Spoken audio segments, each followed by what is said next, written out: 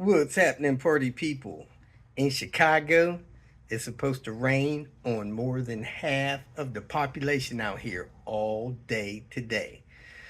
Good thing I'm inside. Alex got me inside yesterday. Got Sebastian's car on the lift. We're going to be ripping out that engine transmission combo, putting in a manual with that traction control LSD, and start putting his mods on that thing. We're going to be on and popping today. Might get that thing together today, I don't know, but we're going to try. It'll be together no later than tomorrow, on the ground and rolling. So that's where I'm at. I appreciate you all's support.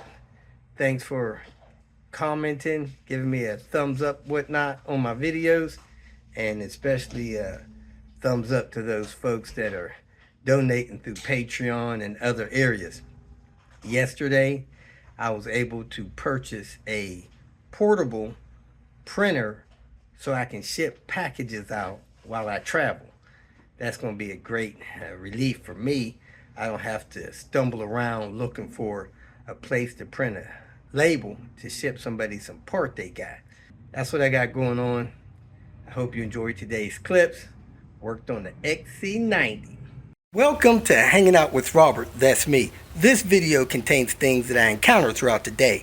If for some reason I complete a task and you would like to see the details, you can click on the link in the description area below. This video also contains tips and tricks that I learned throughout the years. I plan on leaving this video accessible for about 30 days. After that, you can view it through my Patreon account. Thank you very much for watching. About OEM stereos. OEM stereos all dried out. They all dried out. So they ain't no good? Well, would you consider putting a 1988 television set to work in your house when you found on the side of the road? Probably not. Yeah, look on the website. I got the cute 240. Look at them low miles. 121. That stereo looks awesome. It says Volvo on it. Little pads I make on things. So it kind of looks cute. Cheap money, $25. Oh yes. Oh, this one's got AC, but we're using the 260 AC. I suggested 280, but he said 80 wasn't an option in the 25. We are here at the Subway, getting some good sandwiches. About to have a good lunch. Getting excellent service. Wave, Ken. You gonna wave? You gonna wave? All right, there we go. We are here with one of Sebastian's Rdesign XC90 V8s on the road, baby. You know it.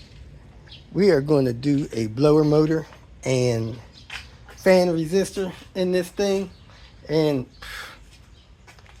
man, FCP has an incredible video on that. So I think you should just probably tune in and watch their video unless something strange happens and I find some better, easier, nicer way to do it. That'd be the thing to do.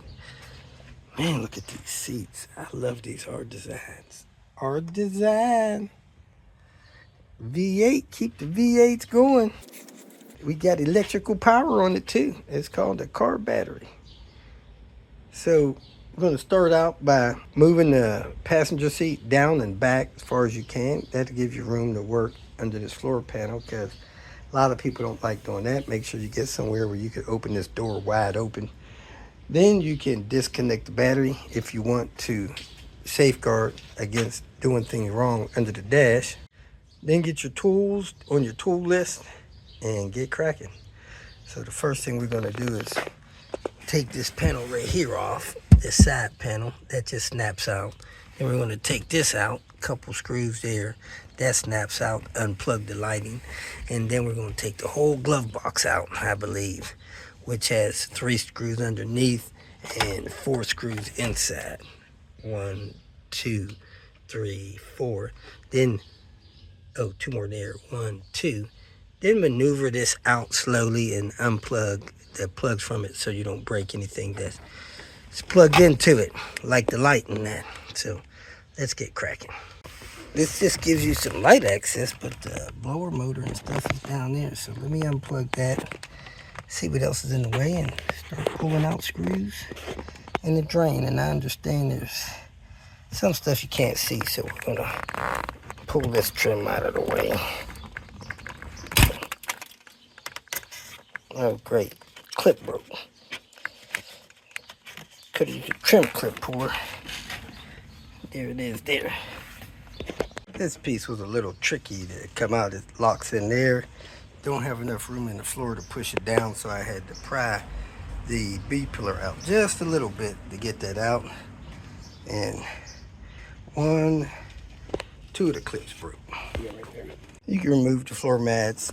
Nice time to vacuum stuff up, stuff like that. 4 screws was somewhat easy. I'm looking for the 5th one.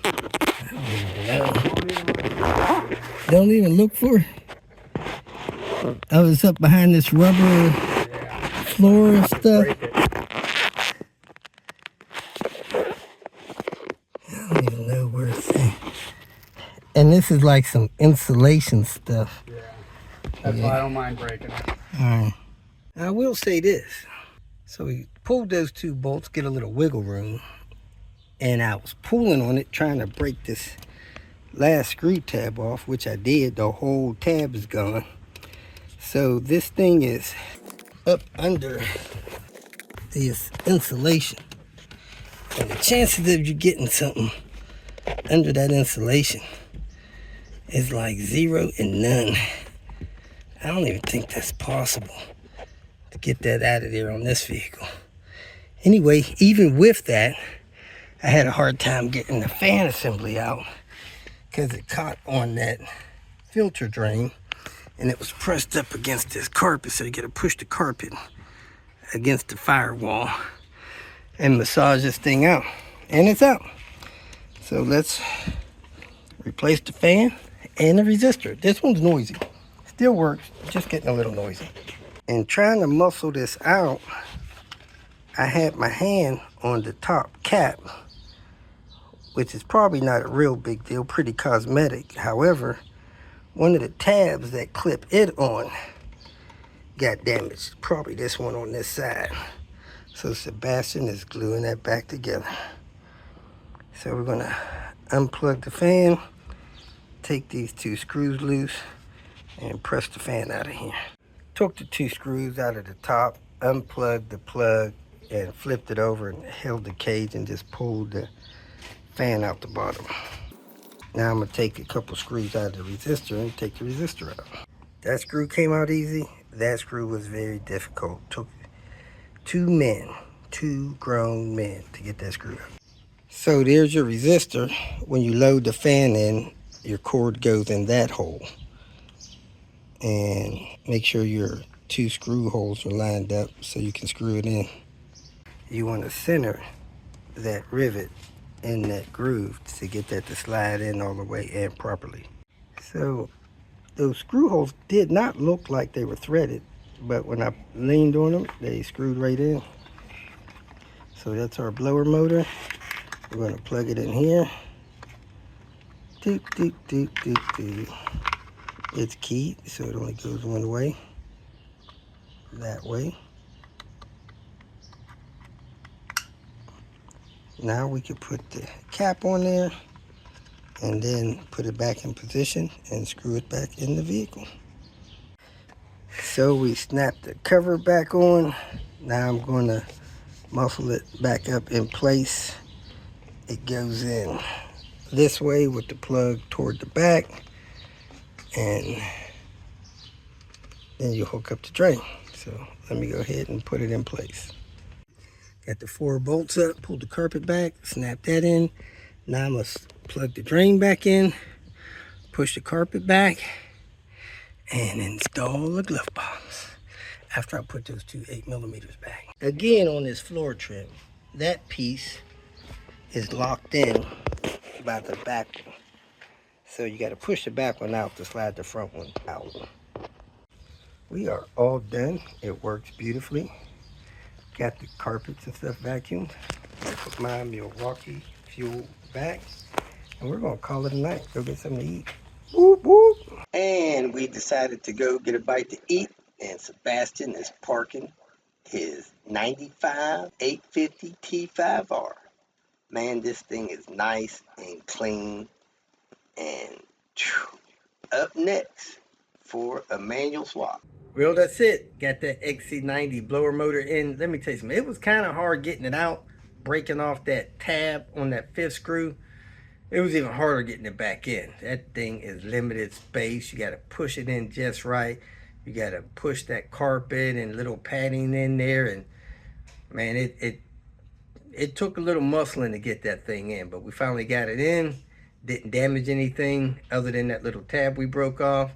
And that car is running like a smooth luxury machine, nice and quiet again. So if you got any questions, go ahead and post them. Appreciate you watching, and I hope you have a great weekend.